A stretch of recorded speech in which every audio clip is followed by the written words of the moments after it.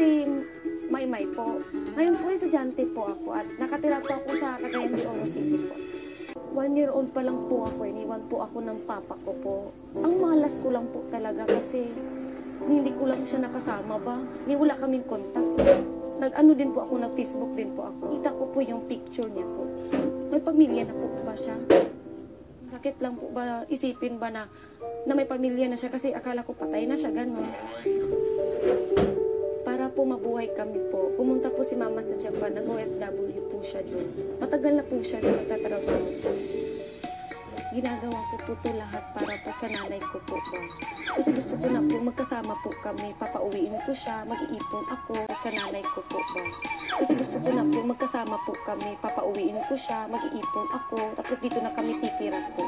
Kilalanin natin ang Miss Wacky-Go-Lucky ng Cagayan de Oro, Maymay.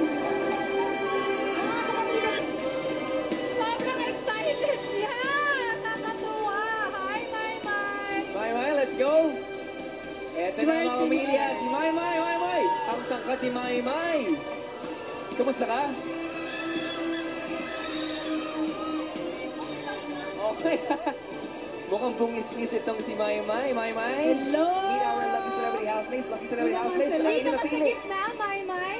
Yan, tabi ka kay Ang pitit naman ni Maymay.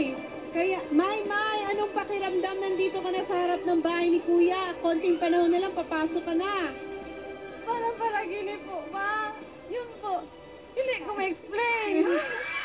Ang cute! Maymay, anong masasabi mo dahil syempre sila ang pumili sa'yo para makapasok ka ng bahay? What do you want to tell them? Maraming salamat po sa pagpili po sa akin kasi ito po talaga yung pangarap po ba. Tapos po, pinagyan niyo po talaga ako ng opportunity po ba na simulan po yung pangarap po dyan po sa bahay po ng Kuya. Nonong, meron ka bang gustong ipayo kay Maymay bago siya pumasok? Basta mag-enjoy ka lang kung ano yung nasa puso mo, yun lang yung sundin mo. At kung may pagkakataon na susuko ka, isipin mo yung mga inspirasyon mo. Oh, well said! At ngayon naman, oras na, Robbie! Ito na ang takdang panahon para ikaw ay pumasok sa loob ng bahay.